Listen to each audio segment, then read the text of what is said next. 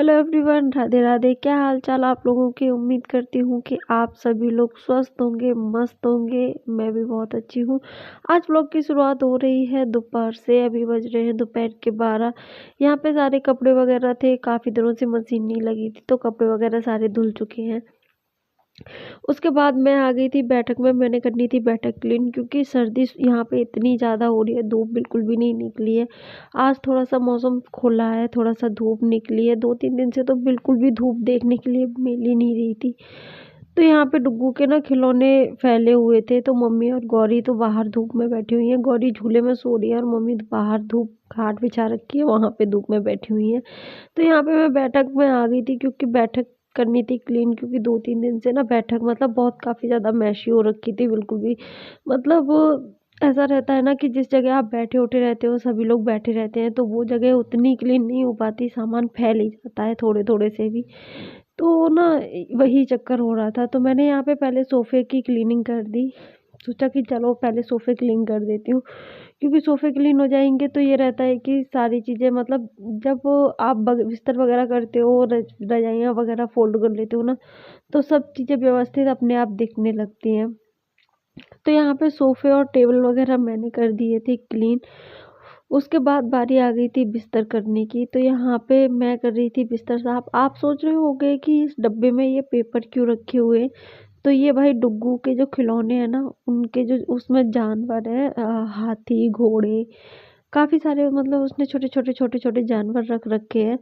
तो उनका ना उसने घास बना के रखा हुआ है पेपर से। अगर मैं इनमें से किसी एक पेपर को भी फेंक देती हूँ ना, तो वो तुरंत ही करने लगता है, मम्मा मैंने इतनी मेहनत से बनाए थे, मम्मा आपने फेंक दिए। तो उसने ना उनका मतलब ये खाना बना रखा है जानवरों का, क्योंकि उसके जो खिलौने के जानवर हैं, उनको भी भूख लगती है। तो इसीलिए तो उनको जब वो खेल लेता है तो मैं उनको इसी डब्बे में वापस से भर के रख देती हूँ। तो यहाँ पे सोफ़े हमारे क्लीन हो चुके थे। अब बारी आ गई थी बिस्तर साफ़ करने की। तो यहाँ पे 2-3 दिन से साफ़ नहीं हुए थे, तो फ़ोटो पे भी ना थोड़ा-सा मुझे मिट्टी टाइप से दिख रही थी, डस्ट टाइप से, क्योंकि अभी हमारी गली बनी नहीं है, तो इसीलिए थोड़ा-सा मिट्टी तो आती है। तो इसीलिए मैंने पहले फ़ोटो पे डस्टिंग कर दी थी, जो लगे हुए थे बेड के ऊपर। उसके बाद मैंने बेड के जो मतलब रैक रहते हैं, उनमें मम्मी की दवाइयाँ वग़ैरह, उनकी सारी चीज़ें वहीं रखी रहती हैं, जो वो डेली बेसिक चीज़ों पे रहती हैं। उनकी थायरॉइड की दवाई, किडनी की दवाई है, और भी बहुत सारी दवाइयाँ वग़ैरह, आँख वग़ैरह की हैं, जो क्योंकि अभी मम्मी का ऑपरेशन हुआ है तो कंटिन्यू उनकी ड्रॉप वग़ैरह चल रही है। तो उनको भी मैंने सारी चीज़ों को पोंछ के वापस से रख दिया था उन्हीं जगहों पे, क्योंकि मतलब इधर-उधर रख दो ना तो फिर ऐसा होता है कि मतलब सामने चीज़ दिखती है ना, तो याद रहता है कि ये दवाई खानी है या ये ड्रॉप वग़ैरह डालनी है। तो इसीलिए उनकी चीज़ें मतलब दवाइयाँ वग़ैरह उनके बिस्तर पे ही सही रहती हैं, इसीलिए। उसके बाद सारी चीज़ें रैक में सेट करने के बाद मैंने बस बिस्तर के मसनद वग़ैरह हटा के उनको भी ना अच्छे से क्लीन कर दिया था। और इतनी ज़्यादा भाई पैरों से आप कितना भी स्लीपर डाल के रखो, पैरों से इतना ज़्यादा डस्ट आती है ना कि वो बिस्तरों पे हो ही जाती है। तो यहाँ पे जो मसनद थे हमारे बेड पे डस्टिंग करने के बाद मैंने अच्छे से उसके बाद उनको भी कर दिया था सेट। तकियों को लगा दिया था अपनी जगह। उसके बाद रज़ाई है, रज़ाई मैं अभी फ़ोल्ड नहीं करती हूँ। मैंने जैसा कि आपको बताया, मैं रज़ाइयों को थोड़ा-सा खोल के ही रख देती हूँ, क्योंकि एक तो बिस्तर अगर आप फ़ोल्ड करके रख देते हो ना, तो वो एकदम बिस्तर ठंडाते रहते हैं। मैं उन रज़ाइयों को फ़ोल्ड करती हूँ जिनको मतलब अभी तुरंत नहीं ओढ़ना होता। अभी जैसे ही धूप खत्म होगी तो सब लोग इसी में आके बैठेंगे, इसीलिए मैं यहाँ पे रज़ाई को फ़ोल्ड नहीं किया था। मम्मी की जो बिस्तर की रज़ाई थी वो उसको वापस से मैंने वैसे ही रख दिया था। इस बेड जो खाट का कंबल वग़ैरह है, इसको मैं फ़ोल्ड करके रख दूँगी, क्योंकि इस पे अभी मतलब जब हम लोग टीवी देखते हैं तब बैठते हैं। तो इस पे अभी कोई बैठेगा नहीं, क्योंकि मम्मी आके लेटेंगी, ये बिस्तर खाली पड़ा रहेगा, इसीलिए इसको मैंने फ़ोल्ड करके रख दिया था। जब जिसको बैठना होता है तब अपना खोल लेगा और बैठ जाएगा। उसके बाद ये खाट पे भी काफ़ी ज़्यादा मतलब हो ही गया था डस्ट वगैरह टाइप से, तो उसको भी मैंने अच्छे से क्लीन कर दिया था।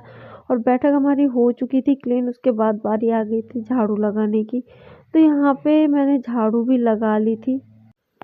और अभी ना ऐसा हो रहा है कि भाई सर्दियों में ना दिन का तो पता ही नहीं चलता, कब 2-3 बज जाते हैं समय का पता नहीं चलता है। क्योंकि सुबह ना जब आप मतलब हमारे यहाँ चाय काफ़ी ज़्यादा पीते हैं हम लोग, तो सुबह जब 2-3 चाय जब तक पीते हैं ना, दूसरी चाय पीते हैं तब तक ही 10-11 बज जाते हैं। और जब तक हमारी सर्दी थोड़ी सी ख़त्म होती है तब तक क्या कहते हैं आधा दिन हमारा निकल चुका होता है।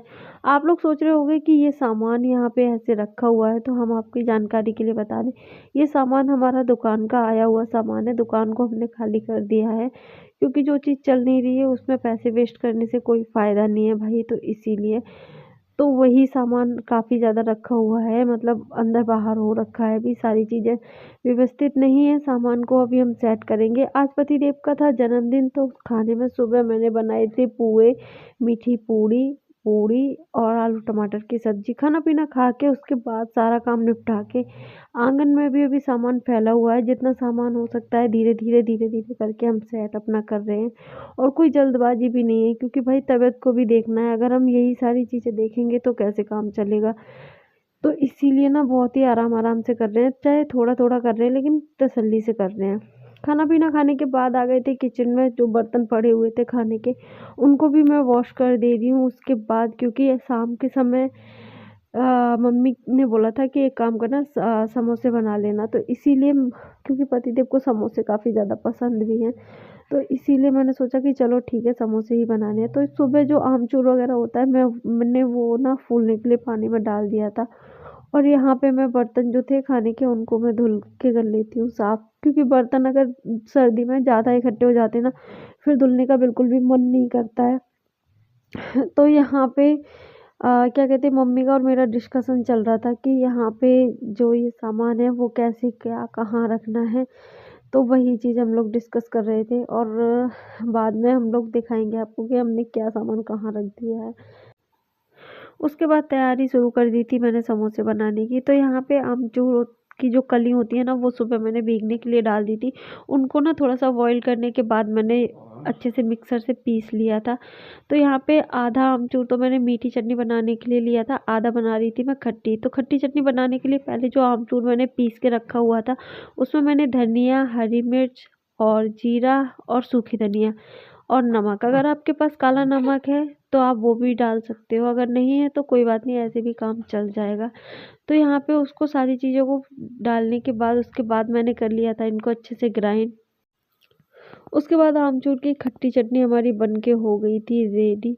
तो जार को वापस से मैंने वॉश करके ले लिया था क्योंकि अब मैं बनाने वाली थी दही की चटनी। तो दही की चटनी बनाने के लिए मैंने दही को निकाल लिया था जार में और थोड़ा सा उसमें धनिया, हरी मिर्च और क्या कहते हैं काला नमक, सादा नमक और थोड़ी सी सूखी धनिया और जीरा, ये सारी चीज़ें डालने के बाद अच्छे से कर लिया था ग्राइंड। और यहाँ पे हमारी दही की जो चटनी थी ना हरी, वो भी बन के हो गई थी रेडी। उसके बाद बारी आ गई थी मीठी चटनी बनाने की। तो मैंने एक भगोनी में जो आमचूर निकाला था उसमें डाल दिया था थोड़ा सा पानी और इसको अच्छे से हम चला के, जब तक बॉईल नहीं आ जाता तब तक इसको चलाते रहेंगे, क्योंकि अगर हम इसको चलाएंगे नहीं तो ये ना नीचे लग जाएगा और जलने की स्मेल सी आने लगेगी। तो जब तक ये बॉईल आ जाए ना, जब इस स्टेज पे आपका आमचूर आ जाता है उसके बाद हमने डालना है इसमें गुड़। तो ये गुड़ जो था ना वो गाँव से आया हुआ था, इसीलिए ये ब्लैक टाइप से लग रहा था। तो इसमें मैंने गुड़ डाल दिया था, काला नमक डाल दिया था और थोड़ी सी सौंठ डाल दी थी। उसके बाद इसको अच्छे से थोड़ा सा पका लेंगे। उसके बाद तवे पे हम भूंज लेंगे जीरा, अगर आपके पास सौंफ है तो आप उसको भी इसी में भूंज के डाल सकते हो। उसके बाद जो जीरा हमारा भूंज के हो गया था रेडी, उसको हम थोड़ा सा अच्छे से हाथ से मैश करके और डाल देंगे चटनी के अंदर। तो चटनी हमारी ये देखिए भगोनिया ना, जो हमारा भगोना था वो भरा हुआ था और जब खोलते खोलते ये आधा रह जाएगा उसके बाद हम गैस को कर देंगे बंद।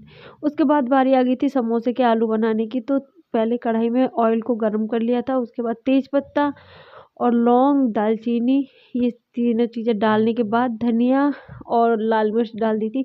उसके बाद मैंने डाल दिए थे आलू और ऊपर से डाल दिया था आमचूर का पाउडर। उसके बाद डाल दिया था नमक और यहाँ पे हमारा जो समोसे का पेस्ट होता है, जो आलू फिलिंग रहती है जिस जो अंदर, वो भी बन के हो गई थी रेडी। ऊपर से डाल दी थी मैंने हरी धनिया। उसके बाद बारी आ गई थी समोसों को बनाने की। तो यहाँ पे मैंने समोसे का जो मैदा होती है उसको पहले ही, आलू जो बनाए थे ना उससे पहले ही मैंने गूँथ के रख दिया था, क्योंकि मैदा को ना सेट होने में थोड़ा-सा टाइम लगता है इसीलिए। तो जब तक हमने आलू का पेस्ट बनाया था तब तक हमारी मैदा हो चुकी थी सेट। उसके बाद मैं बना रही थी यहाँ पे समोसे। तो उसको ना एक रोटी की शेप में मैंने बेल लिया था और बीच में से कट कर लिया था। उसके बाद हम हाथ से इसको ना समोसे की शेप में दे देंगे। और यहाँ पे ना मैं इतना मतलब कन्फ्यूज़ हो गई थी शुरुआत में कि कैसे शेप देनी है, मतलब भूल ही गई थी। काफ़ी दिनों के बाद मैंने जाके अभी समोसे बनाए। तो इसीलिए उसके बाद जब मैंने एक ट्राई कर लिया फिर तो याद आ गया था। तो यहाँ पे समोसा जो थे ना वो उनको मैं अच्छे से फ़िल कर लूँगी और बाकी के एक-एक करके ना मैं स्टेप बाय स्टेप सारे समोसों को कर दूँगी फ़िल। तब तक कढ़ाई में ऑयल जो था ना वो मैंने रख दिया था मीडियम गैस पे, तो तब तक वो भी हमारा अच्छे से गर्म हो जाएगा। जब वो गर्म हो जाएगा तो मीडियम टू लो गैस पे ही हम उसको रखेंगे, क्योंकि अगर हाई गैस पे रखेंगे ना तो ऊपर की जो मैदा है वो ऊपर से तो सिक जाती है लेकिन अंदर से ना वो बिल्कुल कच्ची सी रहती है। तो इसीलिए मीडियम गैस पे रखेंगे तो वो ना धीरे-धीरे आग पे जब सिकता है ना तो अच्छे से सिक जाता है। तो समोसे 5 से 6 मैंने यहाँ पे बना के कर लिए थे रेडी, उनको मैं कढ़ाई में छोड़ दूँगी और जब तक मैंने ये भरे थे ना तब तक हमारी जो कढ़ाई थी ना वो बहुत ही ज़्यादा गर्म हो गई थी, इसीलिए मैंने बीच में इसको कर दिया था बंद। उसके बाद धीरे-धीरे जो गैस है ना उसको हम मीडियम ही रखेंगे और उसके बाद इन सारे समोसों को धीरे-धीरे करके पलट के इनको अच्छे से कर लेंगे हम फ्राई। उसके बाद जब तक हमारे समोसे फ्राई हो रहे हैं उसके बाद तब तक हम और भी समोसे जो थे उनको भी फिल करते जाएँगे और उनको सेकते जाएँगे। तो समोसे जो थे वो हमारे हो चुके थे फ्राई और आप कलर देख सकते हो बहुत ही अच्छा कलर आया था। अगर हम फ्राई ना तेज़ गैस पे करते तो इनका कलर बिल्कुल भी अच्छा नहीं आता, और अभी आप मीडियम गैस पे करोगे ना तो वो अच्छे से अंदर तक सिक जाते हैं और बहुत ही सुंदर कलर आता है।